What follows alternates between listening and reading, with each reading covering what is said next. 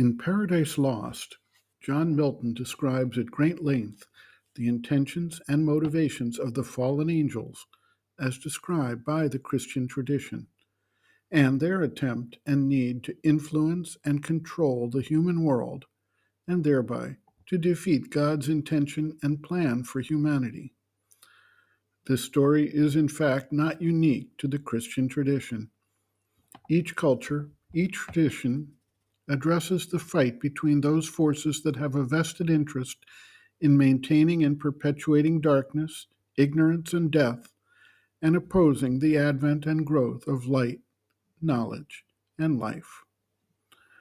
These universal tales arise from actual experiences that occurred to individuals who clothed these experiences in the symbols and images of their own background. An example occurred in the mid 1970s, as privately reported and memorialized in writing contemporaneously with the event. An individual, a spiritual seeker dedicated to practice of yoga and focused on the growth of consciousness in the light, awoke from a vivid, real dream experience in a cold sweat and in a state of utter exhaustion. He recounted how he had been confronted in what was more than a dream, but a real experience by a being who took the shape and form and image of Adolf Hitler. The being apparently was not destroyed by Hitler's demise, but simply abandoned Hitler and migrated into new forms and took up its project in new places, primarily in the United States, the victor in the Second World War. They had a dispute, and a long battle ensued. Eventually, the battle was won, and the formation was defeated. That experience was so vivid that it stayed with the seeker for decades afterwards, and he recognized that it was a transcription of an ongoing battle that would take place in his lifetime, and of which he would necessarily be a participant to confront the force of darkness that was appearing in that form. He, in fact, sees corresponding elements in the Hitler force working still in today's world and feels like this battle is still ongoing.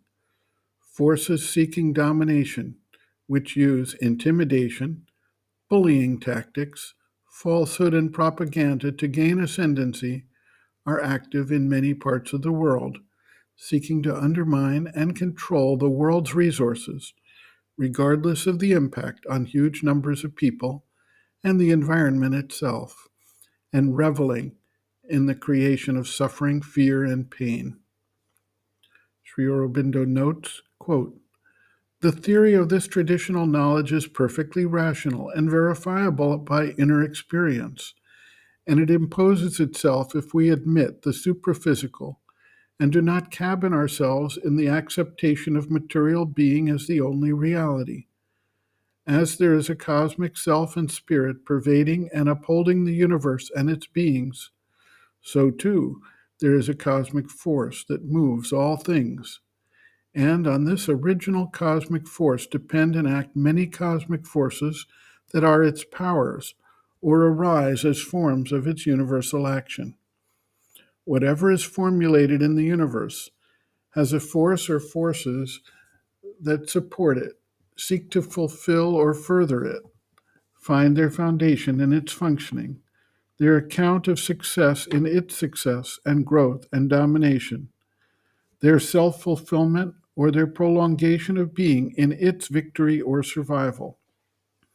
As there are powers of knowledge or forces of the light, so there are powers of ignorance and tenebrous forces of the darkness, whose work is to prolong the reign of ignorance and inconscience. As there are forces of truth, so there are forces that live by the falsehood and support it and work for its victory. As there are powers whose life is intimately bound up with the existence, the idea, and the impulse of good, so there are forces whose life is bound up with the existence and the idea and the impulse of evil. It is this truth of the cosmic invisible that was symbolized by the ancient belief of a struggle between the powers of light and darkness, good and evil, for the possession of the world and the government of the life of man. This was the significance of the contest between the Vedic gods and their opponents, sons of darkness and division, figured in a later tradition as Titan and Giant and Demon, Asura, Rakshasa, Pisacha. The same tradition is found in the Zoroastrian double principle and the later Semitic opposition of God and his angels on the one side and Satan and his hosts on the other. Invisible personalities and powers that draw man to the divine light and truth and good, or lure him into subjection to the undivine principle of darkness and falsehood and evil. Modern thought is aware of no invisible forces other than those revealed or constructed by science. It does not believe that nature is capable of creating any other beings than those around us in the physical world: men, beasts, birds, reptiles, fishes, insects, germs, and animalculae. But if there are invisible cosmic forces physical in their nature that act upon the body of inanimate objects, there is no valid reason why there should not be invisible cosmic forces, mental and vital, in their nature that act upon his mind and his life force. And if mind and life, impersonal forces, form conscious beings or use persons to embody them in physical forms and in a physical world, and can act upon matter and through matter, it is not impossible that on their own planes they should form conscious beings whose subtler substance is invisible to us, or that they should be able to act from those planes on beings in physical nature. Whatever reality or mythical unreality we may attach to the traditional figures of past human belief or experience, they would then be representations of things that are true in principle. In that case, the first source of good and evil would be not in terrestrial life or in the evolution from the inconscience, but in life itself. Their source would be supraphysical, and they would be reflected here from a large supraphysical nature. End quote.